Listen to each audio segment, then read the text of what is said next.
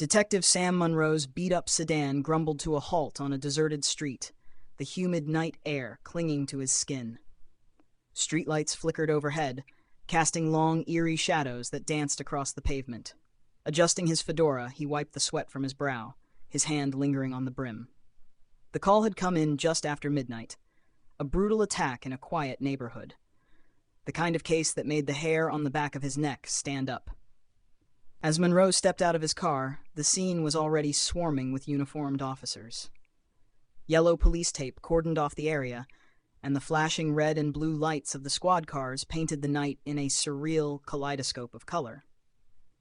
Monroe's partner, Detective Lisa Ramirez, crouched near the body, her face illuminated by the harsh light of a portable lamp. "Monroe," Ramirez said without looking up, her voice steady but tinged with a hint of incredulity. "You need to see this." Monroe stepped closer, his eyes narrowing as he took in the scene. The victim, a middle-aged man with graying hair, lay sprawled on the pavement, his clothes torn to shreds. Deep, jagged wounds marred his flesh, and his lifeless eyes stared blankly at the night sky. "What the hell happened here?" Monroe asked, his voice low and gravelly. Ramirez stood up, brushing off her hands. "Witnesses say he was attacked by a 400-pound beast." Monroe raised an eyebrow. "A beast? What kind of beast?" Ramirez shook her head. "No one seems to know, but they all described it the same way. Big, strong, and ferocious." Monroe frowned, his mind racing. "Any leads?" "Not yet," Ramirez replied. "But we've got a few witnesses who might be able to tell us more."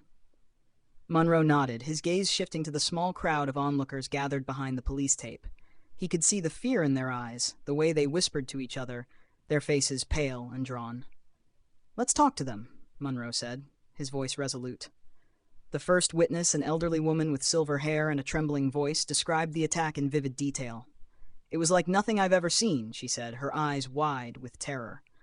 "This thing came out of nowhere. It was huge, covered in fur, and it moved so fast. The poor man didn't stand a chance." Monroe listened intently, his mind piecing together the fragments of information. The next witness, a young man with a skateboard under his arm, corroborated the story. "I was just skating by when I saw it," he said, his voice shaking. "It was like a bear, but bigger. It just tore him apart."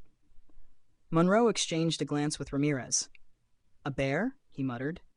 "In the middle of the city?" Ramirez shrugged. "It's not impossible, but it doesn't make much sense." As they continued to interview witnesses, a pattern began to emerge. Everyone described the same thing: a massive, fur-covered beast with razor-sharp claws and a terrifying roar. But no one could explain where it had come from or where it had gone. Monroe's mind raced as he tried to make sense of the conflicting details. He knew there had to be more to the story. A creature like that couldn't just appear out of thin air. There had to be a reason, a motive, something that connected it to the victim. "Ramirez," Monroe said, his voice firm, "we need to dig deeper. Find out who this guy was and why he might have been targeted." Ramirez nodded, her expression determined. "I'll start with his background. See if there's anything that stands out." Monroe watched as Ramirez walked away, his thoughts swirling. He had a gut feeling that this case was going to be more complicated than it seemed, and he knew that solving it would require every ounce of his skill and intuition. The investigation led Monroe and Ramirez down a winding path of secrets and lies. The victim, Richard Thompson, was a wealthy businessman with a seemingly perfect life. But as they delved deeper, they uncovered a web of deceit that painted a very different picture. Thompson had been involved in a series of shady deals, using his wealth and influence to manipulate others for his own gain. He had made enemies, and it became clear that someone had a motive to see him dead. But the question remained: who or what had carried out the attack? The break in the case came when Ramirez discovered a hidden connection between Thompson and a controversial genetic research lab on the outskirts of the city. The lab, known as Biogen, was rumored to be conducting unethical experiments, blending animal and human DNA in a quest for scientific breakthroughs. Monroe's instincts told him that Biogen held the key to solving the mystery. He and Ramirez paid a visit to the lab, their badges granting them access to the restricted facility. Inside, they found a sterile environment filled with high-tech equipment and guarded secrets. The lab's director, Dr. Evelyn Carter, greeted them with a cold, calculating smile. "Detectives, how can I assist you?" Monroe cut to the chase. "We're investigating the death of Richard Thompson. We have reason to believe he had connections to this lab." Carter's smile faltered for a moment, but she quickly regained her composure. "Mr. Thompson was a benefactor of our research. He believed in our mission to push the boundaries of science." "Did your research involve creating a 400-pound beast?" Ramirez asked, her tone sharp. Carter's eyes flickered with something that might have been fear. "Our research is confidential, but I assure you, we operate within legal and ethical boundaries." Monroe wasn't convinced. "We'll need to see your records. All of them." Reluctantly, Carter led them to a secure archive room. As they sifted through the files, the truth began to emerge. Biogen had indeed been experimenting with genetic manipulation, attempting to create hybrid creatures with enhanced abilities. One of their subjects, a bear-human hybrid, had escaped from the lab just days before Thompson's death. The pieces of the puzzle clicked into place. Thompson had funded the research, hoping to profit from its success. But when the creature escaped, it had sought out its creator, driven by a primal instinct for revenge. Armed with this knowledge, Monroe and Ramirez tracked down the creature, using a combination of technology and old-fashioned detective work. They cornered it in an abandoned warehouse, where it had taken refuge. The confrontation was intense, the air thick with tension. The creature, a towering mass of muscle and fur, growled menacingly as Monroe and Ramirez approached. But Monroe's voice was calm and steady as he spoke to the beast. "We're not here to hurt you," he said, his eyes locked on the creature's, "but we need to understand what happened." To their astonishment, the creature seemed to comprehend. Its growls subsided and it lowered its head, as if in resignation. Monroe and Ramirez took a cautious step closer, their hearts pounding.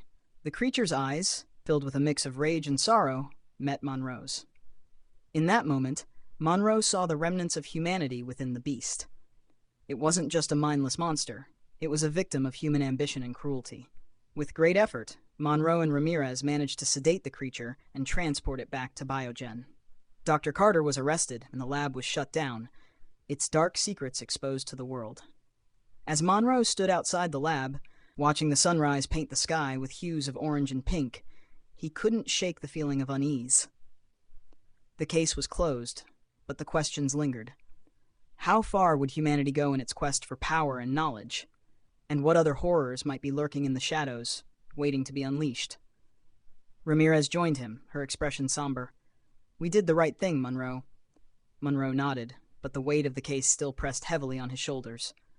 "Yeah, but sometimes the right thing doesn't feel like enough." They stood in silence, the dawn breaking over the city. In the distance, the sirens wailed, a reminder that the world was filled with darkness and light, good and evil, and the fragile balance between them. As they walked back to their car, Monroe glanced at his partner. "You ever wonder what else is out there? What other mysteries we're yet to uncover?" Ramirez smirked, her eyes sparkling with determination. "Every day, and that's why we keep doing what we do." Monroe smiled, feeling a renewed sense of purpose. They were detectives, after all, guardians of the truth in a world full of shadows, and as long as there were mysteries to solve, they would be there, unyielding in their pursuit of justice. The city was waking up, the streets coming to life with the hustle and bustle of a new day. And as Monroe and Ramirez drove away, they knew that the story of the 400-pound beast was just one chapter in an endless book of intrigue and enigma. Their work was far from over, and the next case was just around the corner, waiting to be unraveled by the keen minds of two relentless detectives. The city buzzed with the news of Biogen's dark secrets. The media frenzy was relentless, painting Monroe and Ramirez as heroes who exposed a sinister plot. But for the detectives, the victory felt hollow. There were too many unanswered questions, and Monroe's gut told him there was more to the story.